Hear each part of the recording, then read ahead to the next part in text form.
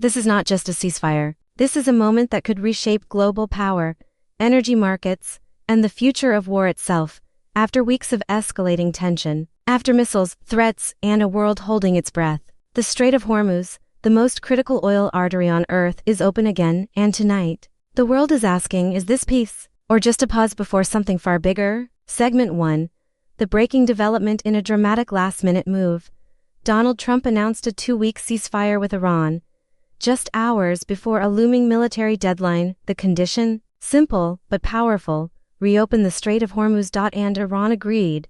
This narrow waterway, responsible for nearly 20% of global oil flow, had become the center of a geopolitical storm. Tankers were stranded, oil prices surged, markets trembled, but now, ships are moving again, traffic is resuming, and global markets are already reacting, oil prices dropping, stocks rising. But behind this apparent calm lies a deeper story. Segment 2.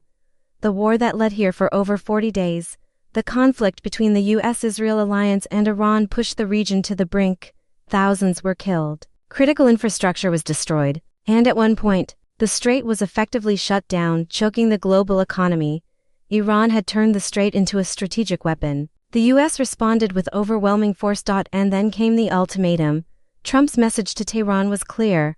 Open the strait, or face devastating consequences. And just before that deadline expired, everything changed. Segment 3. Hegseth's statement. They begged enter Pete Hegseth. Standing at the Pentagon, Hegseth delivered a statement that is now echoing across the world. Iran, he claimed, begged for the ceasefire. He described a battlefield where Iran's military capabilities had been effectively neutralized, and suggested that U.S. pressure forced Tehran to the negotiating table. But that statement has sparked immediate controversy. Because Iran tells a very different story.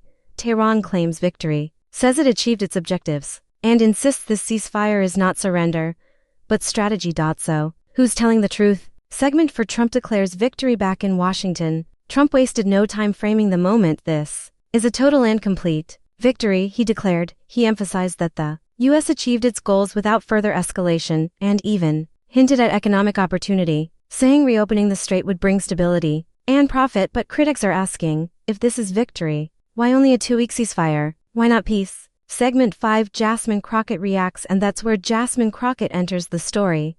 Known for her sharp criticism of U.S. war policy, Crockett is raising serious concerns. While she hasn't endorsed the ceasefire as a success, her stance reflects a growing divide in Washington. How much did this war cost? Was it necessary? And what happens next? Crockett and others argue that America continues to spend billions abroad, while crises at home remain unresolved. Her reaction taps into a deeper national debate. Is this leadership or overreach? Segment 6. The hidden role of Pakistan behind the scenes. A surprising player helped broker this fragile peace. Shehbaz Sharif, along with Pakistan's military leadership, diplomatic efforts created a bridge between Washington and Tehran. Islamabad is now set to host formal negotiations, a sign that this ceasefire could evolve into something bigger. Or collapse just as quickly. Segment 7. A ceasefire, or a countdown. Make no mistake, this is not peace. U.S. officials have already warned that military operations could resume at any moment if diplomacy fails. Troops remain in the region, weapons remain deployed, and tensions remain high. Even now, disagreements persist over nuclear policy, sanctions, regional influence, and control of strategic waterways. So the question is no longer what happened, it's what happens next. Segment 8. Global impact. The reopening of the strait is already sending shockwaves across the world. Oil prices are falling, stock markets are surging, supply chains are stabilizing, but this stability is fragile, because the Strait of Hormuz isn't just a waterway, it's leverage. And both sides know it. Segment 9. The bigger picture. This crisis has revealed something deeper about modern warfare.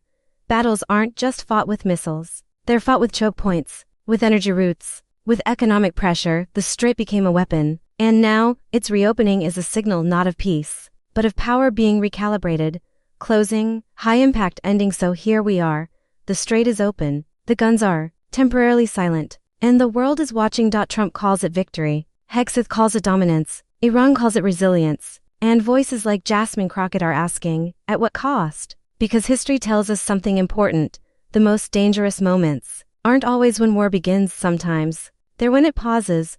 Final line. signature close. This is not the end of the story. This is the beginning of the next chapter, and the world is still on edge.